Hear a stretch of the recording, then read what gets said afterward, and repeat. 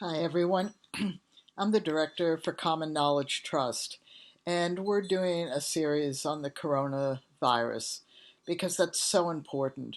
We're a New Zealand NGO called Common Knowledge, so we're very focused on self-health that goes along with any and all healthcare systems that you work with.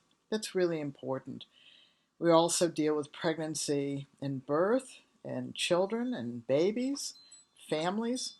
So we know how important it is for us to understand what we can do for ourselves, for our family, and for our friends. So at the bottom of the description, there's a link to the Google Documents, and there's also a link to our YouTube playlist about the coronavirus. And we want you, if you're listening to this, to please pass it on. These are skills that you can use right away. Now, what are the governments saying to us? Well, they have to manage lots and lots, millions and millions of people. So in order to do that, they have to make very big decisions that impact all of us. But on an individual basis, we have to know what to do for ourselves. And we have to know how to do that so that we don't just feel crazy about things. So in the Google Documents, we talked about what you can self-help do if you feel that you're getting sick. And that's important. And I'm going to go over that for a little bit with you today. And in each video, we'll probably start with that because some people won't find the Google Documents. They'll find each of these videos. So what's the government and health system saying to you? They want to flatten the curve, right? So they don't want you to get sick. So what is it that all of us do? We're prone to doing it, which is, oh, I'm feeling a little bit under the weather now, but I'll just see how it goes. And so you let it go for a day or two or three or four. Oh, I feel a little better. No, now I'm really, really sick. So with this virus, you don't want to do that. So the question is, what is it that you do? And the governments and health systems are saying, wash your hands. Well, the virus isn't just on your hands. And it says, well, don't touch your face like that. Or if my eye's itching like that, don't do that. It's very hard to stop that because that's a lifestyle change and we can't do that. So what are the simplest skills? Well, the virus enters us through the eyes, through the nose, through the mouth, or through the ears. It doesn't enter through the skin. And the fact is that the governments and the health systems don't think that this virus is airborne. They do think it's droplets, and it can be anywhere. They're not certain how long it lives on surfaces, which means it can live on our clothes, on our furniture, in our car, any place. We don't know.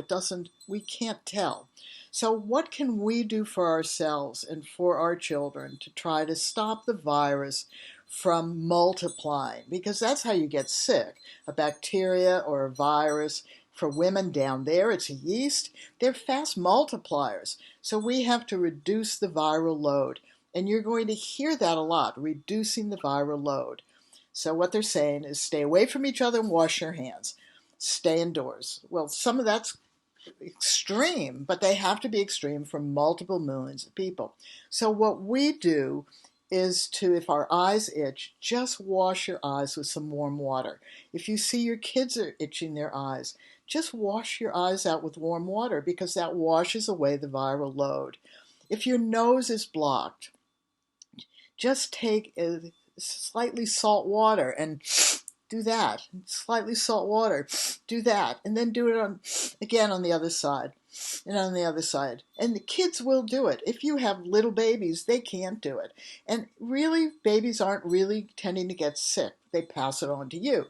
So if you snorted up a little salt water, sometimes you'll feel the back of your nose like that. If you can catch that and spit it out, that's good. If you swallow it, we're going to tell you what to do. But the virus is in the back of your nose and in the back of your throat. So now you know about your eyes, just washing out with warm water, your nose, slightly salt water, not strong salt water. It should be okay, right? To that, 2 drops on each nose, try to clear your nose. If your throat is itchy or if it looks red or sore to swallow, what have we been told all our lives? Gargle with salt water. Yes, and why do they tell you that? Because they know that if you gargle with salt water, it cuts down the bacterial or viral load. And all of us should be doing this whenever we get sick, but we don't. We just let it go. I'm feeling a little sick. I'll let it go for a few days. Don't let it go for a few days. So gargle with slightly salt water, spit it out 3 times. Little kids will do that. A 3 or 4-year-old can do it. They may drink a little bit of it. That's okay. So you do it 3 times, spit it out. And then notice how the back of your nose and your throat feels. If it begins to feel sore again, then just repeat it. Because if the virus is coming in and trying to multiply quickly, for the first day or two when you would normally let it go, it's going to be quite active. But if you're changing its environment with slightly salt water and doing this repetitively, then the virus won't multiply. So we mentioned what happens if you swallow stuff. Just take very slightly salt water to taste and just drink 2 or 3 sips of it or swallows of it, because that changes the environment in your stomach. Now, also, the other thing that's really important is if you're out and about and your kids are out and about, before you go to bed, take a shower. That's really cleaning off. If you feel that you need to wash your clothes, before you jump into the shower, put those in the washing machine. We don't even know if the virus gets killed by cold water or by soap. We don't know that. So if you want to be precautionary and self-help, then take your clothes off. If you want to put them in the washing machine, do that if you're not worried about them. We don't know if the virus is on it, but wash your body and wash your scalp. You don't have to shampoo. Just wash off. And then take some diluted salt water or diluted vinegar or diluted baking soda. Anything that changes the environment is what the virus is less inclined to do. So this is the important self-help things that we're going to start all of the videos with, because really what you want to do is to try to reduce the viral load. And tell your friends and family members about this, because this is self-help. We can't, with this virus, just say, oh, I'm not feeling very well, I'll let it go for a few days. Because what happens is if you let it go and the virus comes down from your nose and from your throat, then what it does is it goes down to your respiratory system, and you can get quite crook, and you don't want to be sick. And if you have elders in your family, tell them to do this. They're more likely to understand this, because we didn't have penicillin until after I was born. So you really have to understand our generation understands these things. So pass it on. Now I want to get on to our third coronavirus update that we have in our Google Documents. So this is talking today about oral rehydration and the gift of fear. And I'm going to talk about the gift of fear first. What you have to remember is that so far the health systems are saying that this is a cluster disorder. That means if you do not live in a cluster, then you are not at risk at this moment. Now, your government or health system may be telling you to not go into the bars, not go into the cafes, not go into the movies, not go to big meetings. That's because they have to manage multiple millions of people. And you need to understand that. They are managing lots. You are managing you, right?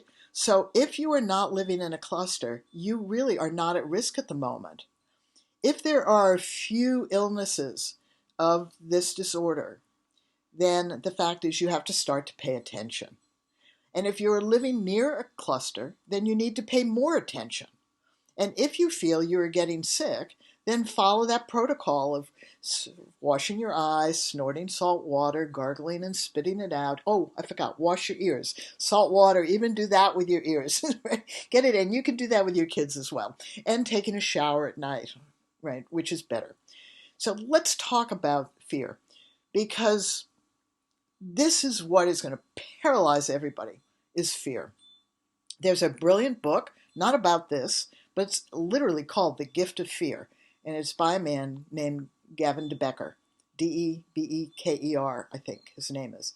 It's a brilliant book, and everybody should really read it. But this is what you simply want to do in terms of talking to yourself and talking to your family. When you are afraid, we either see it as paralysis, which is a fright, flight, fight, or freeze, or we see it as a gift. It's important that we see it as a gift. That gift gives us the ability to be observant. And when we are observant, then we also calm down and we ask ourselves questions. So the biggest question to ask right now to yourself, if you're feeling fear about the coronavirus, is, are you or someone you love at risk of dying or being severely injured in the next 5 minutes? And I'm serious. This is a question you need to ask right now. Because you're afraid, I'm afraid, the virus is a thing, right? Are you or someone you love or know at risk of dying or being severely injured in the next 5 minutes? And if the answer is no, then you have another question. If the answer is yes, what do? You get appropriate help. So you ask that same question with a greater time frame. Do I feel that I or someone I know or love is going to die or severely injured in the next 12 hours? And it's the same thing. If the answer is yes, get appropriate help. If the answer is no, then you just have to be observant. Our children need us to be calm. Our grandchildren do as well. People in modern cultures believe nothing bad can ever happen to them. And that's not accurate. So we need to learn to use fear as a gift of observation. If not, then we get panicky. And if we get panicky, then we do things that are crazy and reckless. We react rather than respond. So you need to be observant by using the gift of fear. As you observe over a period of time, if nothing bad or serious is going to happen in 5 minutes or 12 hours, you stay observant. Because if it becomes serious, then seek help. Or if it resolves itself, then you can just let go of this. And this is a new way that you have to live at the moment, so that you can stay calm and focused and capable of going on with your life. And these are skills you need to pass on to other people. These aren't just skills that I use. I've passed them on to people for 50 years, and in our charitable trust or our NGO for the past 25 years. The gift of fear and knowing how to be observant is really important. And you teach the children. Your 3-year-old isn't going to understand this, but your 6-year-old might. Your 7-year-old definitely will. And your family needs that. They need to know that. Okay? So, always respond when you need to. And don't overly respond when you don't need to. And this is the difference between the government or the health system and you as a family. If you feel that you can take care of yourself in a reasonable manner, then you have more latitude about what you can do, and you need to inform people of what you're doing to protect their health and well-being. That's really important. It's not a laissez-faire. I mean, I hear all the time with people saying, oh, this isn't going to amount to anything. Well, yeah, it is. Right? Already has. And is it relative to other things? On the Google document, there's a beautiful picture that is, how different pandemics have affected us. So this one's very tiny at the moment. And this is the first global response we've had to anything. So it's a little bit hyper. But people are nervous because a global response is in response to the fact that we can move around the world globally very, very easily. And we have a very interesting supply chain. So you need to have self-help tools that you use within any health system that you use. So now I want to move on from the gift of fear to oral rehydration. When people get sick, you know this, you sometimes lose your appetite and you don't feel like drinking. You can lose your appetite. You have to continue to drink. So let me explain, because I don't have any medical background, so I'm very grunt. You need to learn this from a grunt's viewpoint. Water goes through your system.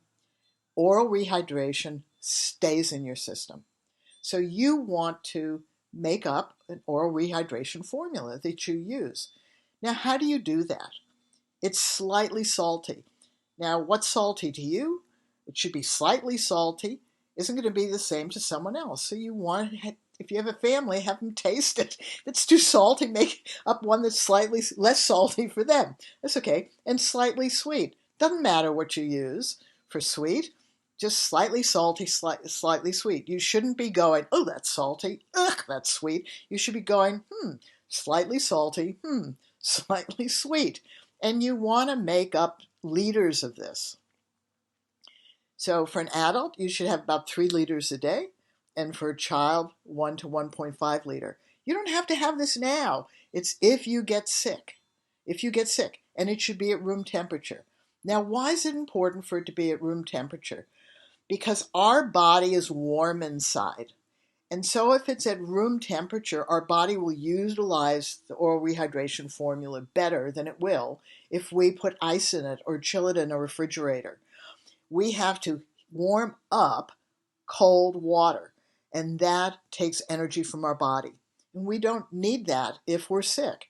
So we need to have it at room temperature or slightly warm because it's easier for our body to then utilize it. You can add a little bit of juice or flavor to the oral rehydration, which is fine. And so how, if you're sick and your child doesn't want to drink, do you give them it? Well, first make it palatable to them. That's the most important thing. They'll tend to drink things that they like. So my daughter was into dill pickles. So I tended to make things slightly sour for her because she would drink that better than she would slightly sweet. So you have to find out what your child, if you have a child, will drink. But slightly salty, slightly sweet, and very slightly, but it will go into their system. So if they take 2 or 3 sips of it, and you give it to them 2 or 3 sips again in 15 minutes or half an hour, then that's good. You'll get through it. If you ignore doing it, they won't get through it. The water doesn't drink itself. You have to do it.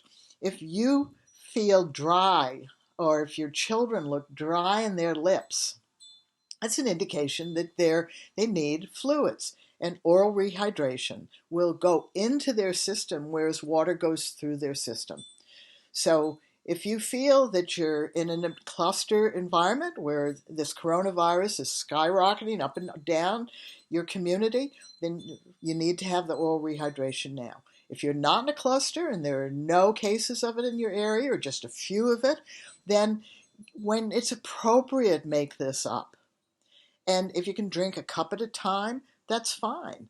I mean, this is good for exercising. We all know you go to the store and spend heaps of money for electrolytes and energy drinks. Make them up yourself. This is not the time to be going out and spending a lot of money on these things when you can make them up yourself.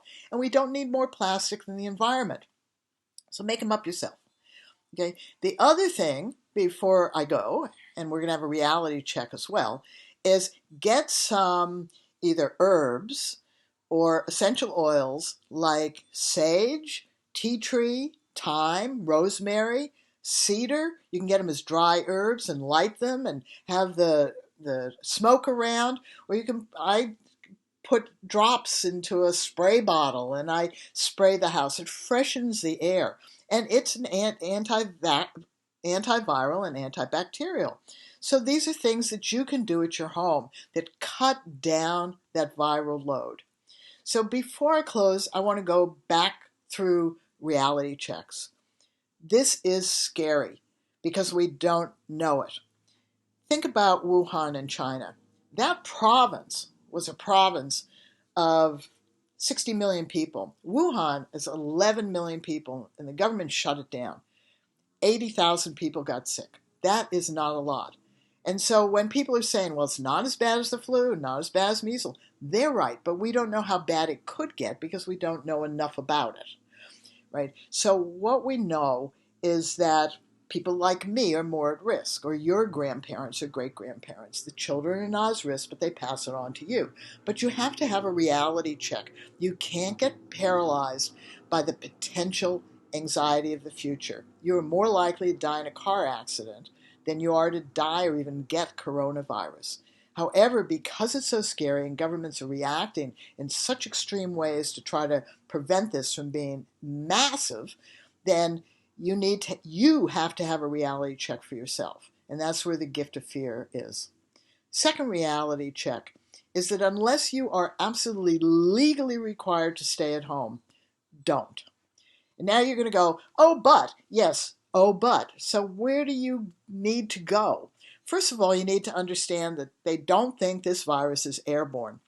And you don't know if you have it on your clothes or whether it's on the grass or whether it's on a book or whether it's in a cup. You don't know that, right? But if you stay at home, you're going crazy, right? So get outside and exercise and take your kids. If you need to have a social distance, have a social distance. If you have friends and family, come up with a plan together. Go walk down the street 3 steps behind each other in a line. For goodness sake, play games that you can play frisbee or catch or things like that. You need to get out, play games, have a social distancing that is appropriate. But for instance, if you have a group of friends that want to get together more intimately, then share how to flush your eyes, how to snort salt water, how to gargle, how to do this, how to take a shower at night and wash, because at least you all are agreeing to do something to try to cut down the viral load. Okay, so on our Google document, you will see all these links. We have links about pregnancy, we have links about parenting, we have links about kids. And we're going to continue to do these. These are grunt things to do, family things. Please like our Facebook, Birthing Better, and like our YouTube. Do what you can to spread the word. We're going to get through this. We're going to get through this. So thanks very much for listening, and all of you take care. Bye-bye. Now I have to turn it off. See you all later. Bye-bye.